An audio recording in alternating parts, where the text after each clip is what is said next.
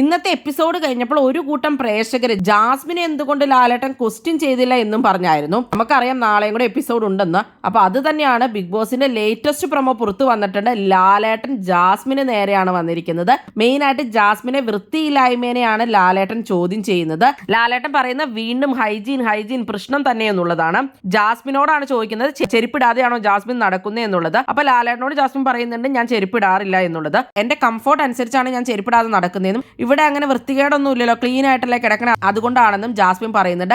നമ്മുടെ കംഫോർട്ടിൽ ജീവിക്കാൻ പറ്റുന്ന ഒരു സ്ഥലമല്ല ഇതെന്ന് ലാലേട്ടൻ പറയുന്നുണ്ട് ജാസ്മിനോട്. എന്നെ തന്നെ എയിം ചെയ്യുവാണെന്നാണ് ജാസ്മിൻ പറയുന്നത്. ഞാൻ എന്തിനാണ് നിങ്ങളെ എയിം ചെയ്യുന്നതെന്ന് ലാലേട്ടൻ ചോദിക്കുന്നുണ്ട്. നിങ്ങൾ മാത്രമാണ് ചെരുപ്പിടാതെ നടക്കുന്നു എന്നുള്ളതുകൊണ്ടാണ് ചോദിച്ചതെന്ന് ലാലേട്ടൻ പറയുന്നുണ്ട്. ഞാൻ മാത്രമല്ല ചെരുപ്പിടാതെ നടക്കുന്നത്, വേറെ ആളുകളും ഉണ്ടെന്ന് ജാസ്മിൻ പറയുന്നുണ്ട്. ജാസ്മിൻ ചെരുപ്പിടാതെ ബാത്റൂമിലൊക്കെ പോയിട്ട് വന്നതിന് ശേഷം അവിടെയുള്ള കൗച്ചിൽ ഇരിക്കുകയും കാല് കയറ്റി വെച്ചിരിക്കുകയും ചെയ്തപ്പോഴായിരുന്നു ജിൻഡോ പറഞ്ഞത് കാലിറക്കി വെച്ചിരിക്കുന്നുള്ള രീതിയിൽ. അത് അവിടെ എല്ലാവരും നല്ല രീതിയിലായിരുന്നു ജാസ്മിനോട് അന്ന് പറഞ്ഞത്. പക്ഷെ ജാസ്മിൻ അത് കേട്ടിരുന്നില്ല. ഞാൻ എന്തായാലും കാല് കയറ്റി വെച്ച് തന്നെ ഇരിക്കുള്ളൂ എന്നുള്ള രീതിയിൽ വാശിക്കായിരുന്നു ജാസ്മിൻ അത് ചെയ്തിട്ടുണ്ടായിരുന്നത്. അത് വളരെ മോശമായിട്ടുള്ള പ്രവൃത്തി തന്നെയായിരുന്നു.